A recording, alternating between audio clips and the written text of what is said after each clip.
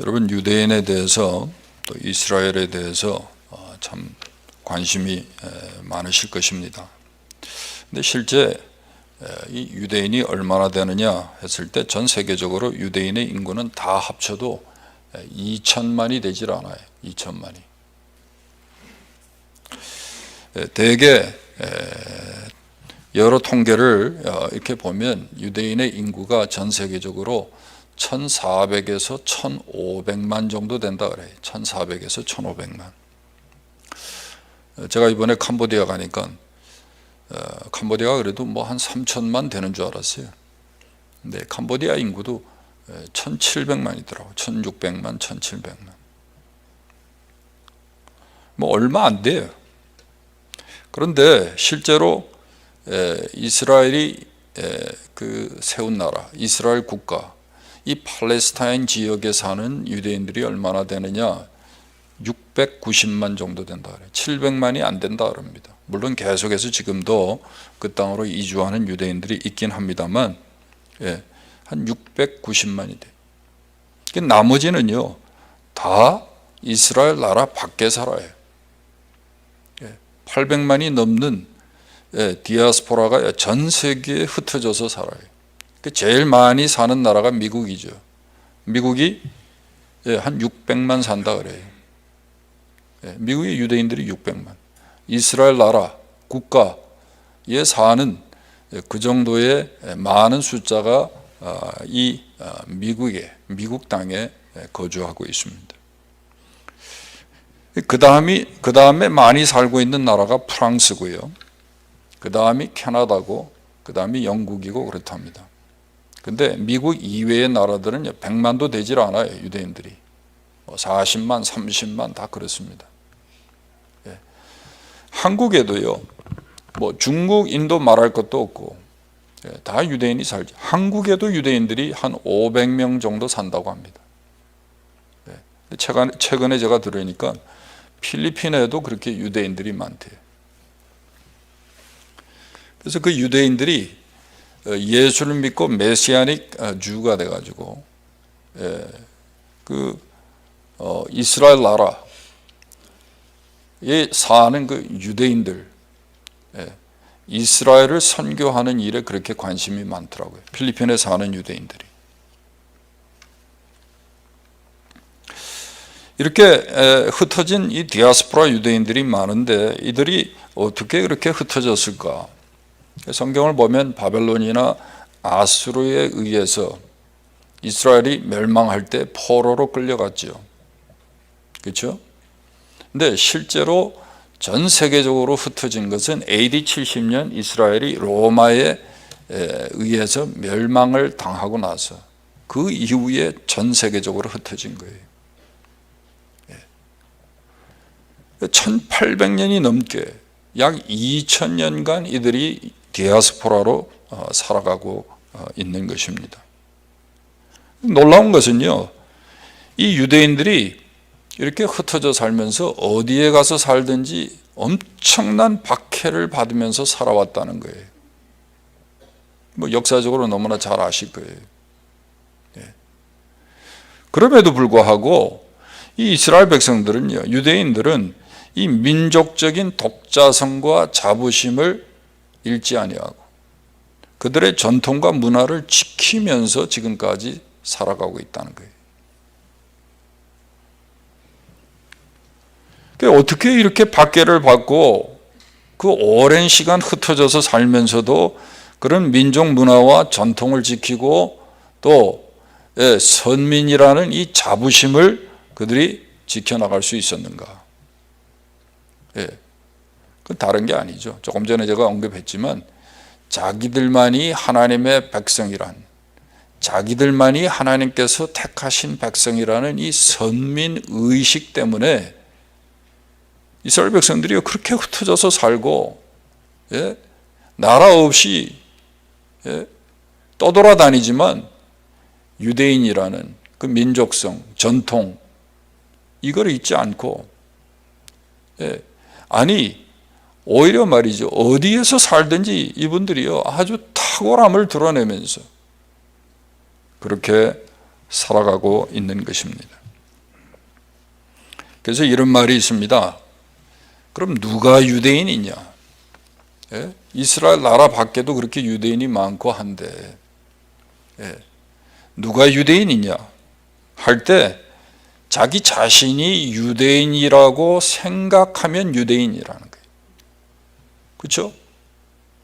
어떤 일은 민족성, 예? 민족 전통, 또 민족 문화, 예? 이걸 그대로 유지하고 지키려고 하고, 예? 유대인처럼 그렇게 생활 양식을 가지고 살면요. 그래서 나는 유대인이다. 이렇게 생각하면 유대인이라는 거예요. 예? 어디에 살고 있느냐? 예? 네 할아버지의 성이 뭐냐? 이게 아니라 내가 유대인이라고 생각하면 유대인이라는 거예요. 실제로 여러분 누가 유대인인지 어떻게 합니까? 그렇게 오랜 시간 이렇게 흩어져서 섞여서 사는데 어떻게 여러분 피가요? 예? 유대인의 피가 그대로 이어져서 내려왔다고 우리가 말할 수 있겠습니까? 예. 이미요 다 섞인 거예요, 피가. 예. 한눈에 봐서 유대인 같은 사람도 있죠. 스티븐 스필버그 같은 사람 딱 보면 저 사람 유대인이야. 예? 해니 키신저 같은 사람 딱 보면 저 사람 유대인이야. 그렇지만 여러분 유대인 중에 흑인도 있고요. 유대인 중에 내가 유대인이라고 그러는데 완전히 보면 에이시안이에요.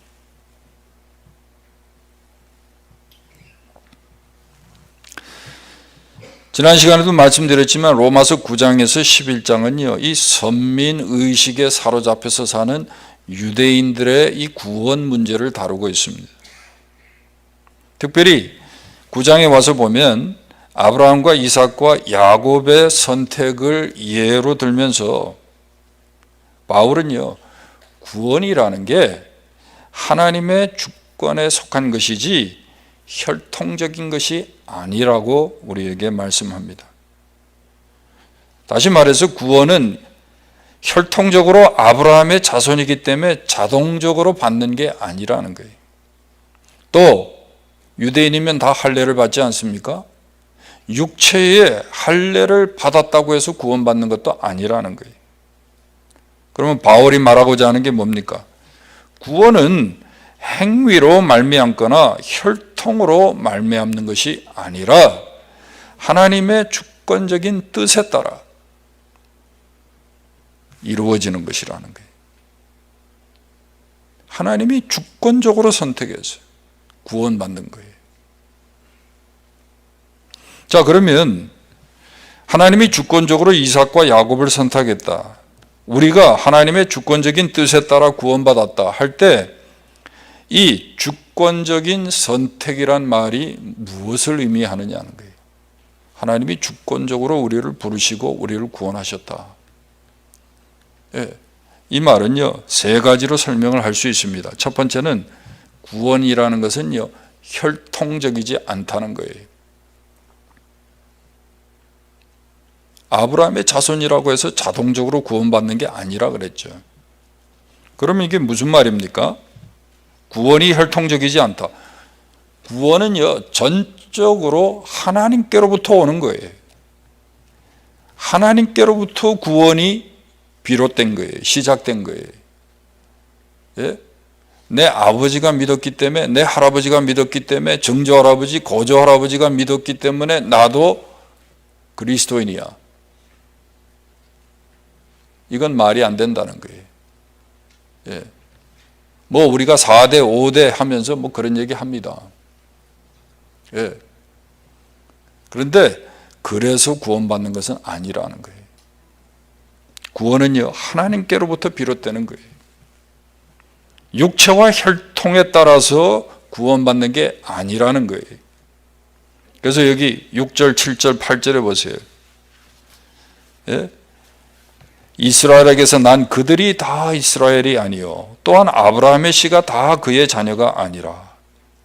또 8절에도 곧 육신의 자녀가 하나님의 자녀가 아니요 오직 약속의 자녀가 씨로 여기심을 받느니라. 이게 무슨 말이에요? 혈통적이지 않다는 거예요. 예. 저희 조부가 장로시거든요.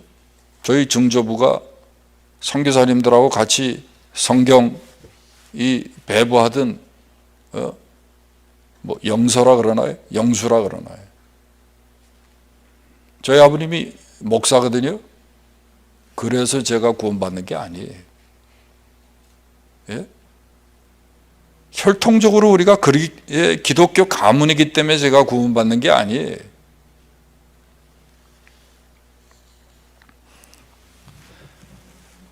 갈라디아서 4장 29절에 보면 성령을 따라 난 자라는 표현이 있어요. 이게 무슨 말이에요?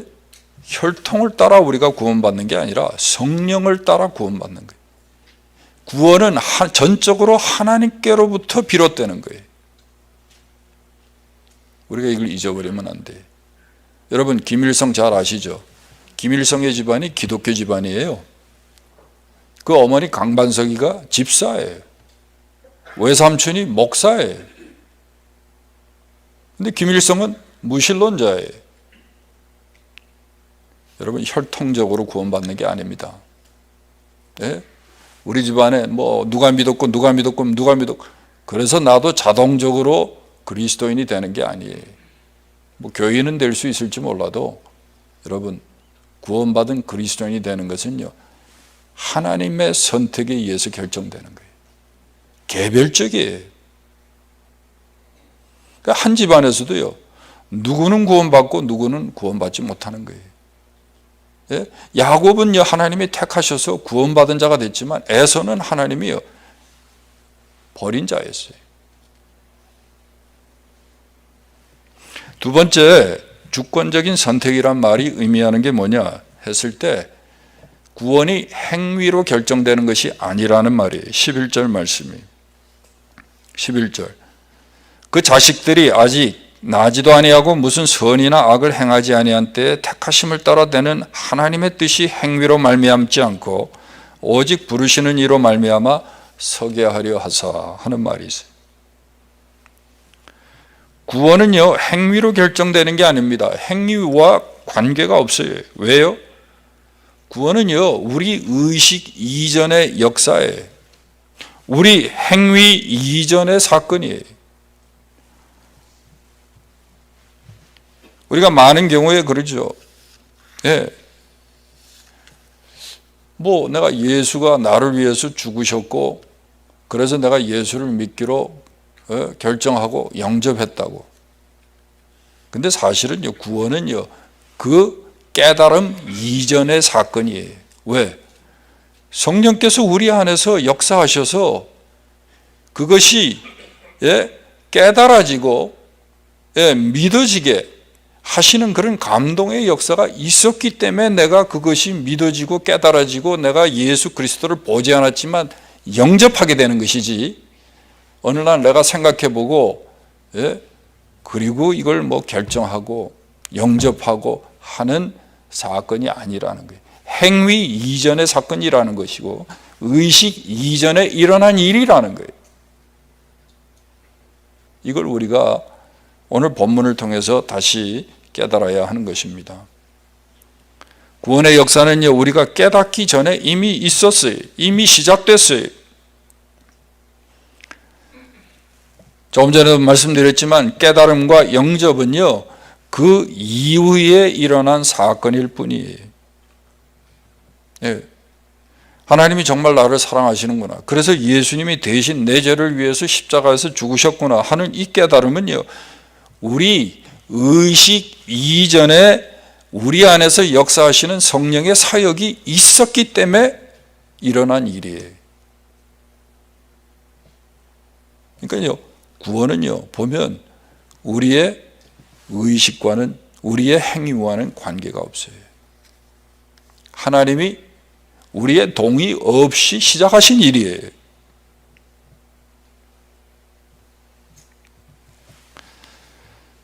다시 말씀드리지만 믿음의 선한 행위, 내가 예수 그리스도를 영접하고 그분께 순종하고 따르는 것도 성령께서 그 이전에 우리 마음속에서 감동하시고 감화하셨기 때문에 일어난 일이라는 거예요. 그래서 토마스 테일이라는 사람은요, 이렇게 이야기를 합니다. 우리는 믿음 때문에 구원을 받는 것이 아니고 믿음으로 말미암아 구원받는 것이다. 이게 무슨 말인지 좀 그 말이 그 말 같아요. 예? 믿음 때문에 구원을 받는 것이 아니라 믿음으로 말미암아 구원받는 것이다.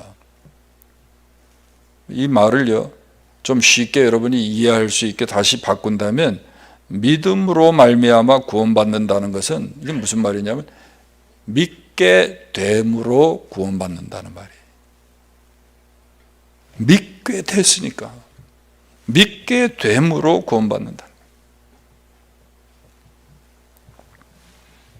그래서 구원은요, 혈통적이지 않고요, 구원은요 행위로 결정되는 것이 아니라는 거예요. 세 번째는요, 구원은 주권적인 선택이다 했을 때 이 말은요, 구원은 일방적이라는 거예요. 16절과 18절이. 그런즉 원하는 자로 말미암음도 아니요 다른 박질하는 자로 말미암음도 아니요 오직 긍휼히 여기시는 하나님으로 말미암음이니라. 하나님께서 하고자 하시는 자를 긍휼히 여기시고 하고자 하시는 자를 완악하게 하시느니라.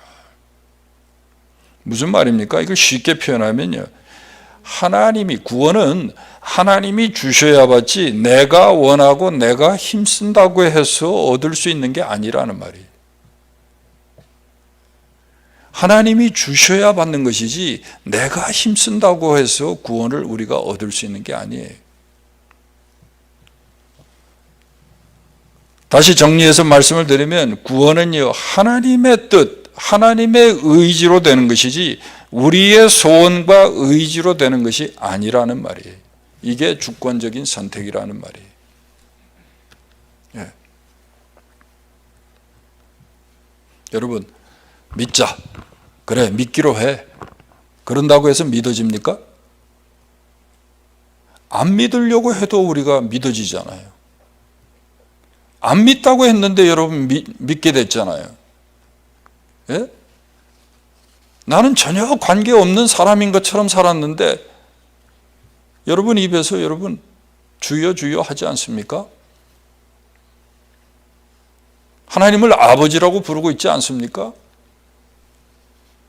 이게 의식 밖의 사건이고요, 내 의지로 되는 게 아니고요, 하나님께서요, 우리의 동의 없이 협력 없이 하나님의 의지로 하나님의 뜻으로 우리를 믿게 하셨기 때문에 우리가 믿게 된 거예요. 그게 구원이에요.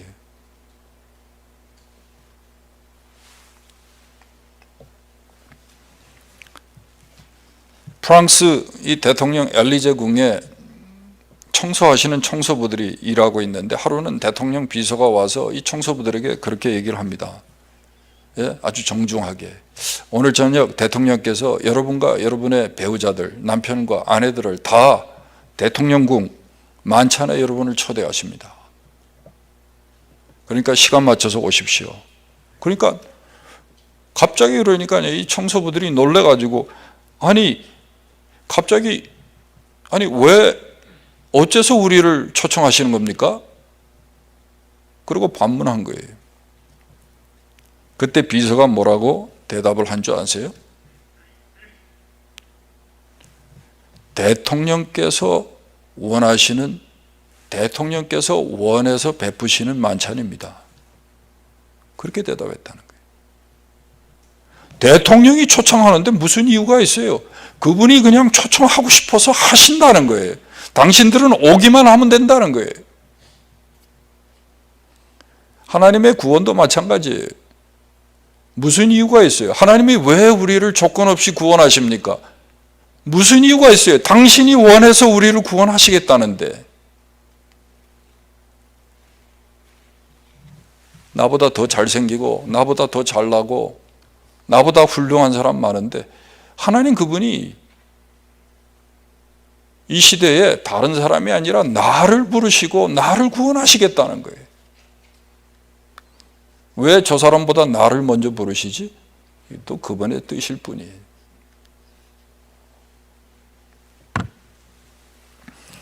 하나님이 우리를 구원하심에 있어서 하나님은요, 우리의 동의와 우리의 협력을 조금도 필요로 하지 않으세요. 아니 구원에 있어서 하나님의 은혜 없이 그리스도 없이 우리의 의지와 노력에 결국은요 만약에 우리가 의지로 우리가 뭐 소원해서 우리가 노력해서 이렇게 우리가 구원받는다면 여러분 그거는요 기독교가 아니고 그거는요 일반 종교와 같은 거예요. 우상 숭배하는 거나 별로 다를 게 없어요. 왜? 다른 종교는요 다 공로주의예요. 제가 말씀드렸죠. 마일리지를 얼마나 쌓느냐에 따라서 혜택을 보는 시스템하고 똑같아요. 얼마나 치공하고 적선하고 해서 공을 쌓아서 그래서 신의 마음을 감동해 가지고 신으로부터 은혜와 복을 입는 거예요. 그건 종교예요. 구원도 마찬가지고. 근데 기독교는 그게 아니에요. 우리가 하나님을 위해서 우리가 한 게 뭐가 있습니까?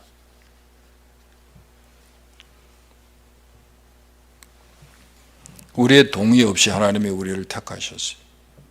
우리가 하나님을 알지도 못할 때에 하나님은 당신의 아들을 보내셔서 나를 대신해서 죽게 하셨어요. 내가 한 게 없어요. 내가 시작한 게 아니에요. 그러면 우리가 이렇게 묻게 됩니다. 대체 그러면 하나님이 죄인을 다루시고 구원하시는 근거가 뭐냐는 거예요. 세상 사람들은 논리적이잖아요. 뭐 이러해서 이렇게 되는 거야. 그래서 네가 먼저야. 그래서 네가 상 받는 거야. 근거가 있어요. 그죠? 근데 성경이 말하는 근거는 뭐죠? 우리가 볼 때 도무지 이해가 안 되는데요. 16절에 그 근거를 이렇게 우리에게 말씀합니다. 16절 보세요. 같이 한번 읽겠습니다. 그런즉 원하는 자로 말미암음도 아니요 다른 박지로 하는 자로 말미암음도 아니요 오직 긍휼히 여기시는 하나님으로 말미암음이니라. 하나님이 우리를 구원하시는 근거가 뭐예요? 하나도 나에게 없어요. 그 근거를 나에게서 찾을 수가 없어요. 뭐 내 실력, 내 노력, 뭐 내 선행 이거 아니에요. 그저 하나님께서 긍휼히 여기셨기 때문에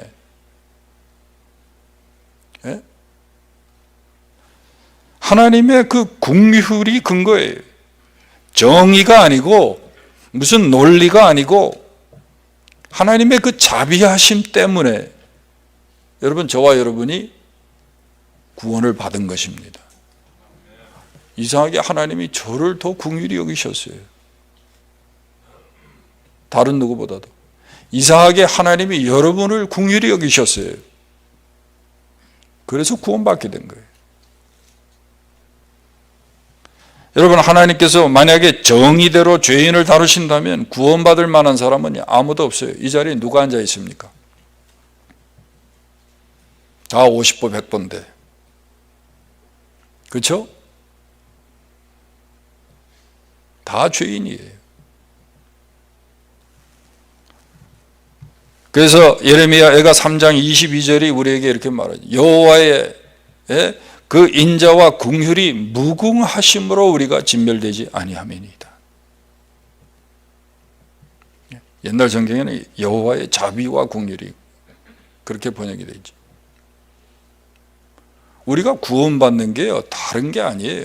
하나님이 우리를요 긍휼히 여기셨기 때문에 자비를 베푸셨기 때문에 우리가 구원받게 된 거예요. 뭐 역사를 좋아하시는 분들은 아마 로젠버그라는 이름을 들어보셨을지 몰라요.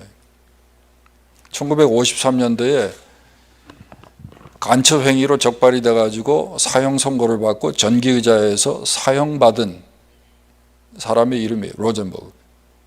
왜 이분이 간첩 혐의로 붙들렸냐면 당시에 여러분 뭐 한국 전쟁도 하고 냉전 시대 아니었습니까?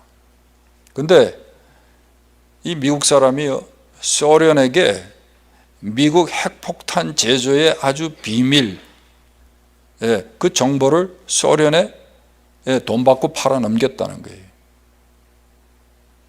그래가지고 이 사람이 잡혀가지고 결국은 재판을 받고 사형 선고를 받고 전기의자에서 죽었습니다. 근데 그 재판 과정에서요, 여러분 재판을 가보셨지만은, 예, 재판장이 이제 여러분 언도하기 전에, 예, 마지막 뭐 변호인 할 말이 있습니까? 뭐 이러면서 이제 묻지 않습니까? 똑같이 그랬다는 거예요. 사형을 선고하자 그때 이 로젠버그의 변호사가 그랬다는 거예요. 재판장님, 한 번만 더 공정을 기회 주십시오. 근데 그 재판을 맡았던 판사가 카우프만이라는 사람인데, 그 판사가 이렇게 얘기했다는 거예요. 정의와 공정은 이미 집행됐습니다. 당신이 구할 것이 있다면 그것은 다만 자비일 뿐입니다. 당신이 구할 것은 자비일 뿐입니다. 예. 하나님 앞에서 저와 여러분은요, 예, 정죄받아 죽을 만한, 예, 이 범죄 사실이 너무나 명확해요. 뭐 변명하고 뭐 자시고 할 게 없어요. 예? 성경은 말하잖아요. 죄의 결과는 사망이라고, 죽음이라고. 죄의 형벌을 피할 수가 없어요. 범죄 사실이 너무나 분명해요. 그렇다면 여러분, 우리가 구할 수 있는 게 뭡니까? 그저 하나님의 긍휼하심만 바랄 뿐이죠. 예? 뭐 우리가 할 말이 있습니까? 우리는요, 하나님께 대해서 공인이 공평이니 하면서 따질 자격이 없어요. 죄인인 우리가 하나님께 구할 것이 있다면 그건요, 하나님의 자비일 뿐이고 긍휼일 뿐인 것입니다. 왜? 명백한 죄인들이에요. 명백한 죄인들. 그렇습니다.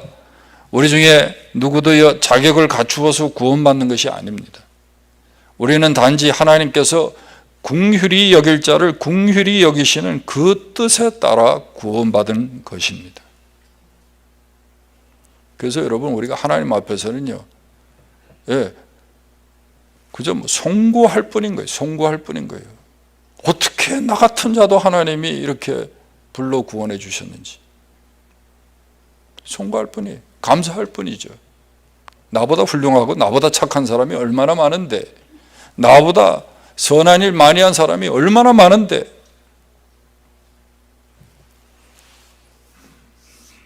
왜 하나님이 날 사랑하는지, 왜 날 택하셨는지, 그건요, 그저 하나님께서 긍휼히 여기셨기 때문에. 그거 말고는 우리가 대답할 길이 없는 거예요. 성경이 그렇게 말해요.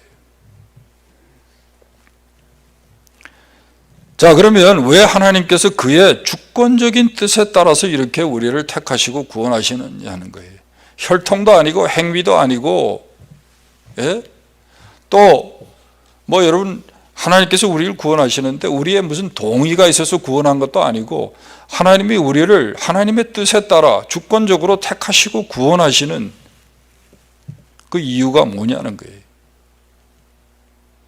왜 하나님은 행위나 노력을 구원의 조건으로 내세우지 않으시느냐는 거예요. 여기 17절이에요. 17절 같이 읽겠습니다. 17절, 성경이 바로에게 이르시되 내가 이 일을 위하여 너를 세웠으니 곧 너로 말미암아 내 능력을 보이고 내 이름이 온 땅에 전파되게 하려 함이라 하셨으니. 다른 게 아니에요. 하나님께서 그의 주권적인 뜻에 따라서 일방적으로 우리를 택하시고 구원하신 것은요, 당신의 이름을 위해서예요. 당신의 이름을 위해서. 그 말은 거기 본문에 뭐라 그랬죠? 당신의 이름이 온 땅에 전파되게 하려고. 하나님 그분이 어떤 분인지 알게 하려고. 하나님이 우리를 택하시고 구원하시는 방법이 우리의 무슨 의지나 우리의 소원이나 우리의 어떤 행위로 말미암지 않고 주권적으로 일방적으로 하시는 이유가 그의 이름 때문이라는 거예요. 모든 나라와 민족에게 온 땅에 그의 이름을 전파하기 위해서. 그래서 조건 없이 하나님께서 우리를 당연히 그저 단지 긍휼히 여기심으로 우리를 택하시고 구원하셨다는 거예요. 근데 그렇게 구원받은 사람이 왜 구원받은지도 모르고 또 구원받은 자처럼 우리가 행동하지 않는다면 그건 뭐 어디서부터 잘못된 건지 모르겠어요. 아마 10중 8구 내가 받은 구원이 어떤 구원인지 아직도 잘 이해하지 못하기 때문인 것 같아요. 아니면 정말 불행하게도 구원받지 않았기 때문에. 제가 4월 달에 워싱턴 DC에서 우리 갭 선교 컨퍼런스가 있어서 제가 참석을 했습니다. 예. 가서 이제 제가 뭐 시간을 맡아서 뭐 강의도 하고 사례 발표도 하고 했지만은 시간마다 이렇게 세션이 끝날 때마다 소그룹으로 모여요. 소그룹으로 모여가지고 이제 질문을 하고 좀 디테일하고 구체적인 것들을 쉐어링을 합니다. 이렇게 우리가 하면 됩니다. 도와드릴 수 있습니다. 뭐 이런 것을 이제 소그룹에서 하는데 제가 맡은 소그룹에 한 4분이 앉았는데 아주 뭐 다 대단한 사람들이 왔어요. 근데 처음엔 제가 대단한 사람들인지 몰랐죠. 근데 특별히 한 분이 제일 젊은 분인데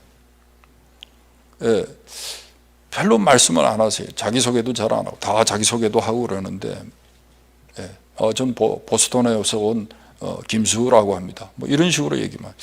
그래서 하루 지나고 두 번째 날은 제가 물었죠. 아니 자신의 그 하시는 일에 대해서 좀 얘기 좀 해달라고. 어떻게 여기 오시게 됐냐고.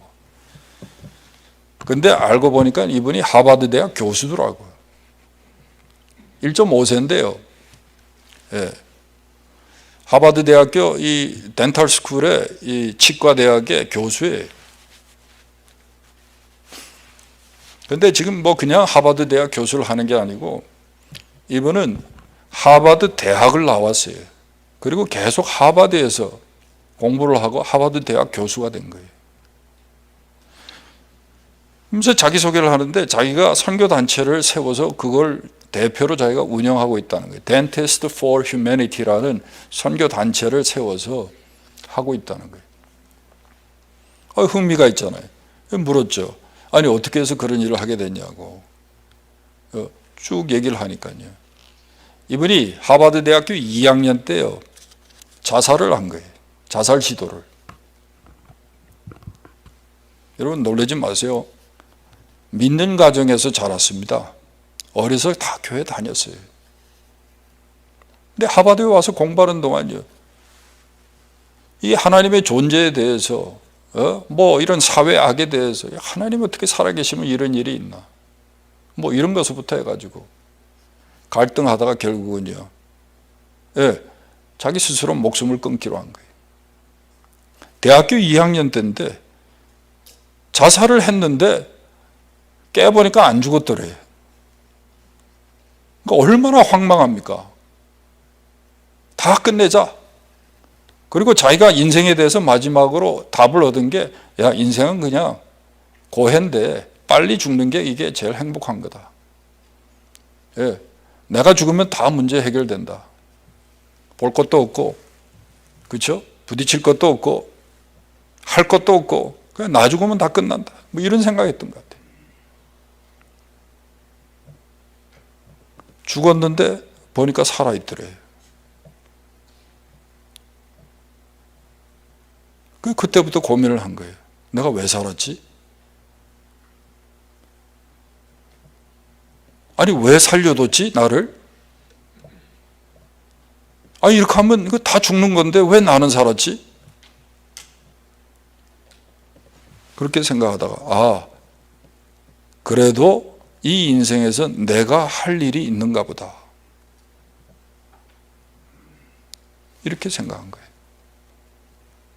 그러고 나서 그가 다시 믿음을 회복하고요. 하나님의 뜻을 깨닫고 어떻게 살아야 되는지, 무엇을 위해서 자기가 이 땅에 존재하는지 다시 한번 정리를 하고요. 그리고 이 단체를 세운 거예요. 저보고 그러더라고요. 자기는 한 달에 열흘만 일한대요.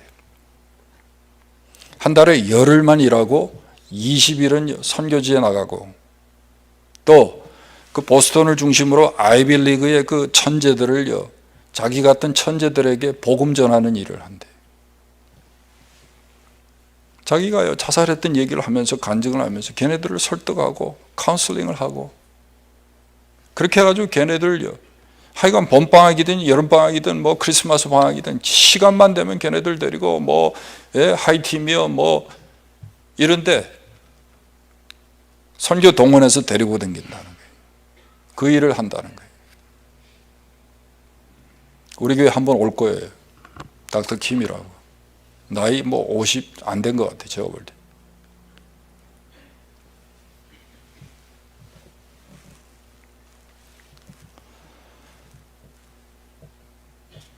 죽어야 될 자를 하나님이 살려두셨다면, 죽을 죄를 졌는데도 하나님이 긍휼을 베푸셨다면, 여러분, 우리가 왜 내가 이 땅에 존재하는지, 왜 살아야 하는지 우리가 묻고 살아야 되는 게 정상 아닙니까?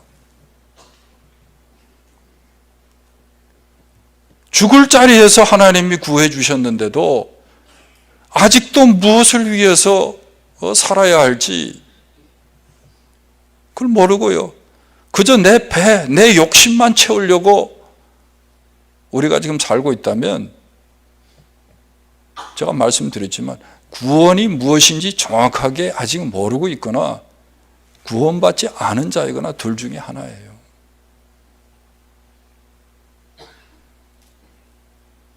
하나님이 왜 조건 없이 저희들을요, 주권적으로 일방적으로 우리의 동의도 없이 우리를 택하여 구원하셨습니까? 예? 왜 우리에게 은혜를 주십니까? 당신의 이름을 위해서 그래요. 당신의 이름을 위해서. 당신의 이름을요, 온 땅에 전파하게 하려고. 하나님 그분이 누구신지 모든 나라와 민족과 이웃과 형제와 자매들이 알게 하려고. 하나님이요, 자격 없는 저희들을 먼저 부르신 거예요. 구원하신 거예요. 예. 이걸 잊어버리면요, 이 틀에서 벗어나면, 제가 늘 말씀드리지만 기독교의 신앙생활은 아니에요. 종교적인 삶이에요. 예? 뭐 얼마나 열심히 믿느냐, 종교는 늘 그거잖아요. 여러분, 열심히만 한다고 되는 게 아니에요. 하나님의 뜻을 물어야 돼요. 하나님, 웬 은혜고 웬 사랑입니까? 왜 나를 부르셨습니까? 여러분, 우리가 물어야 되는 거예요. 그래서 여러분, 정말 우리가 하나님의 주권적인 뜻에 따라 택함받고 구원받았다면 자랑할 것이 없어요. 예? 뭘 자랑을 합니까? 자랑할 것이 있다면 하나님의 은혜를 자랑해야지. 하나님의 은혜, 하나님의 그 자비를 우리가 자랑해야지. compassion. 말씀을 맺습니다. 구원은요, 전적으로 하나님께서 시작하신, 하나님께로부터 비롯된 거예요. 행위 이전의 역사예요. 의식 이전의 사건이에요. 여러분, 이 사실을 깨달으면 뭐가 좋을까요? 구원의 확신이 생겨요. 내가 믿기 시작하고 내가 택한 것이니까 늘 흔들리는 거예요. 하나님이 시작하시고 전능하신 그분이, 그의 의지로 신실하신 그분이 빈틈없이 이루어 가시는데 뭐가 여러분 불안합니까? 내가 시작한 작업이면 그럼 불완전하니까 불안하죠. 하나님이 시작하셨다면 그렇게 내가 부름받아 구원받았다면, 이 자리까지 왔다면 뭘 여러분 또 의심하고 뭘 그렇게 염려하세요? 두려워하세요? 죄송하지만요, 예수를 20년, 30년, 50년 믿어도 지옥 갈 거 두려워하면서 믿는 사람들이 있어요. 분명히 여기도 있어요. 나 이러다가 지옥 가는 거 아니에요?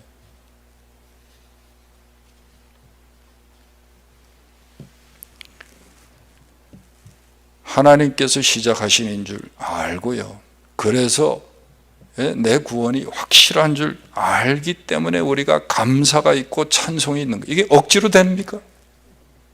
예? 억지로 되는 게 아니에요. 이게 믿어져야 여러분 소망이 생기는 거예요. 소망이. 이게 안 믿어지니까 소망이 없는 거예요. 세상이 다 소망이에요. 세상이. 돈 있어야 여러분 염려 없고 걱정 없고, 빽 있어야 안심되고.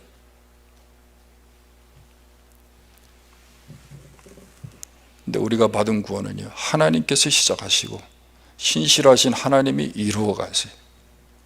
그래서 누구도 취소할 수도 없고 어떤 경우도 실패하지 않는 겁니다.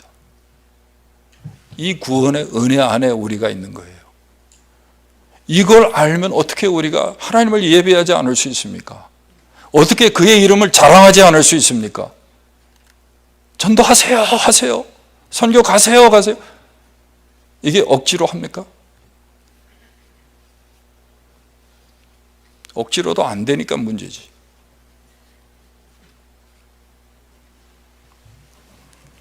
여러분, 우리의 구원이 확실하기 때문에, 하나님 그분이 주권적으로 하시는 것이기 때문에 여러분 담대함이 있고요, 진정한 감사와 찬송이 있는 거예요.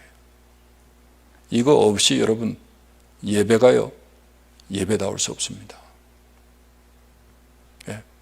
절대로 우리가 그리스도인답게 살 수가 없어요. 어디 마음에 평안이 있어요? 절대 평안할 수 없습니다. 오늘 주시는 말씀 여러분 마음에 잘 새겨서, 내가 어떤 구원을 받았는지 여러분 한순간도 잊어버리면 안 돼요. 그 은혜 속에서 우리가 살아야 돼요. 그 은혜에 반응해서 우리가 무슨 믿음의 선한 일도 하는 거예요. 열심으로 그냥 대낮게나 그냥 사람에게 인정받기 위해서 합니까? 마일리지 쌓습니까? 그게 신앙생활 아니에요. 기도하겠습니다. 하나님 아버지, 아무 공로 자격 없는 저희들을 일방적으로 택하셔서 오늘 이 은혜의 자리까지 오게 하신 것 감사합니다. 하나님의 이 구원의 은혜를 잊지 않게 하시고 마음에 새겨서 구원받은 자답게, 하나님의 자녀답게, 이미 천국의 기업을 누리는 자답게 살아가는 저희들이 되도록 성령께서 도우시고 역사하여 주시옵소서. 예수님의 이름으로 기도하옵나이다. 아멘.